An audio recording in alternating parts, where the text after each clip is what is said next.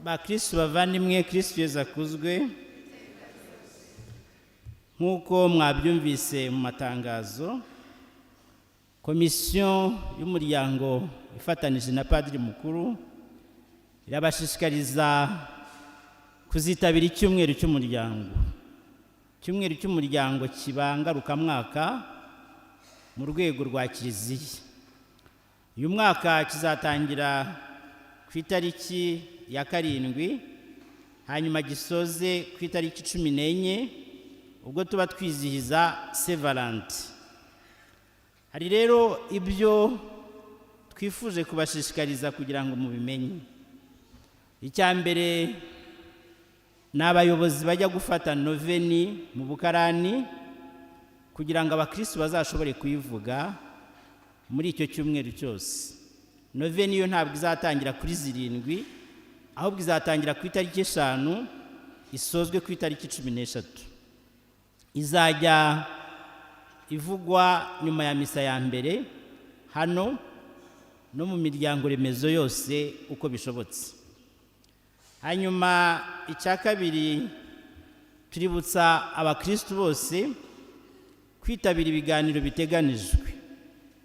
Uyu mwaka insanganyamatsiko iragira iturugo rube koko igicumbi cy'ubuvandimwe, amahoro no kurengera ubuzima.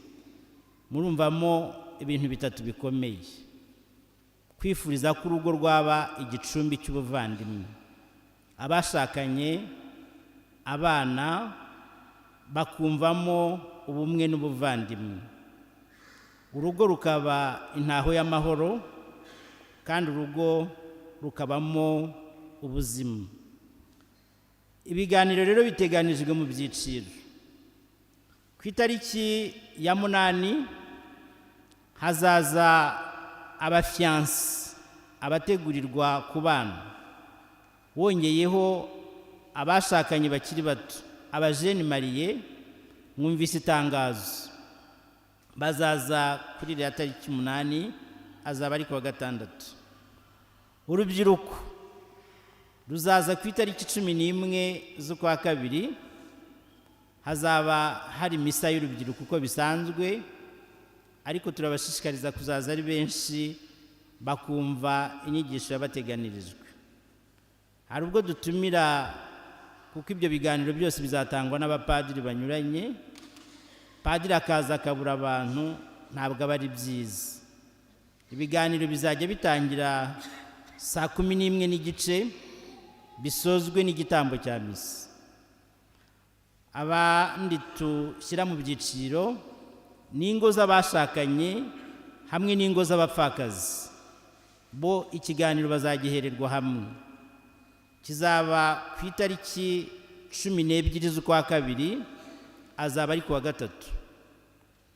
Aya matangazo yose turaza kuyabaha ku mbuga kugira ngo muzakomeze mwibukiranye.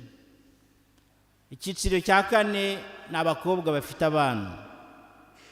Abangaba bazaza kuwa 4 tariki ya 13 z'ukwa 2, nabo azaba ari ku wa 4.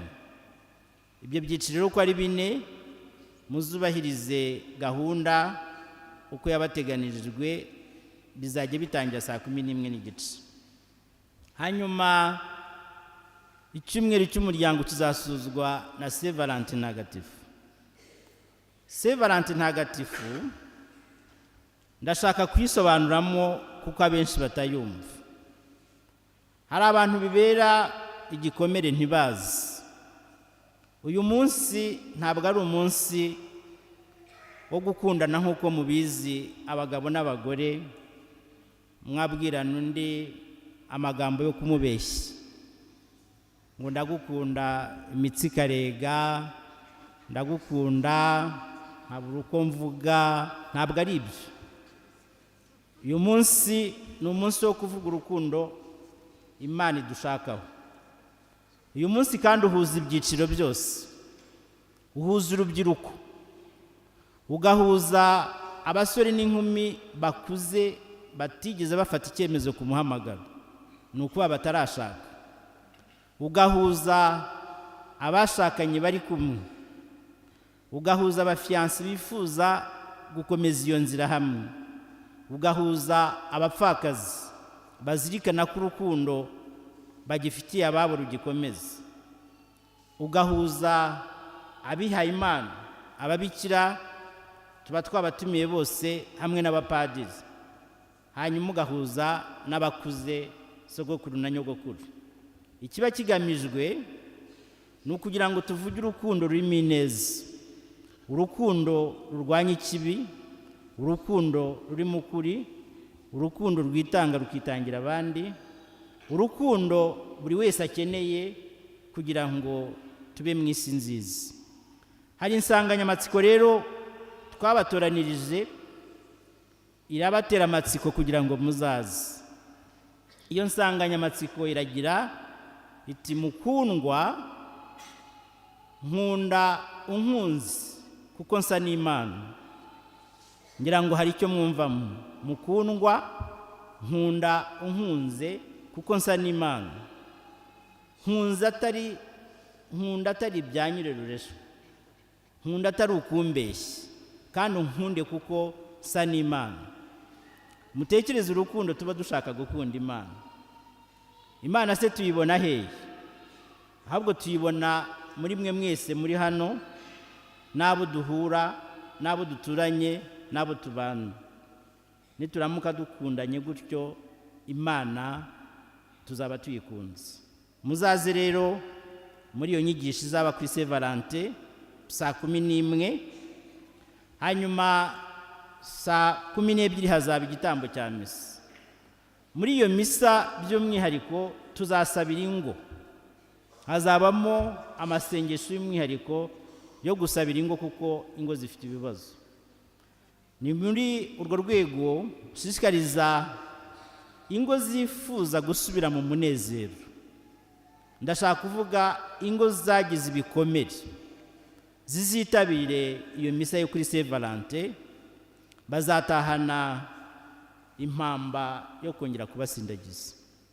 Hanyuma tuzasoza n'igitaramo n'ubusabane, aho tuba twifuza ko buri wese aza akisanga akishima, ukabyinana na padiri, ukabyinana n'umubikira, ukabyinana n'utakibana n'uwo bashakanye, ukabyinana n'utarafata icyemezo ku muhamagaro, ukabyinana n'uwo mwashakanye, ukabyinana n'urubyiruko, amahoro n'urukundo bikaganza nta mupaka. Icyo rero nicyo dushaka kuri Saint Valentin. Muzakureho bya bihuha ngo harajya abashakanye gusa. Oya, ntabwo ari byo. Nagira ngo mu gusoza mbabwire ikindi cya nyuma komisiyo yifuje kubamenyesha. Komisiyo iramenyesha abakristo bose babyifuza ko hazajya habaho kumva no gutegwa amatwi kugira ngo tubaherekeze.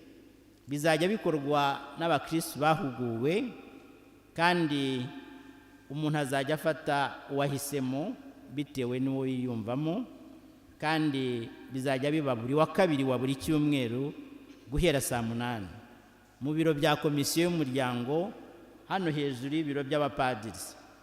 Ubwo rero ba bantu bakeneye gutegwa amatwi kubera ibikomere bitandukanye, ni umwanya mwiza buri wa kabiri wo kujya muza mukagana ibiro bibishinzwe. Ntihazagire uheranwa kandi afite abamwumva. Murakoze, mukomeze mugire icyumweru cyiza.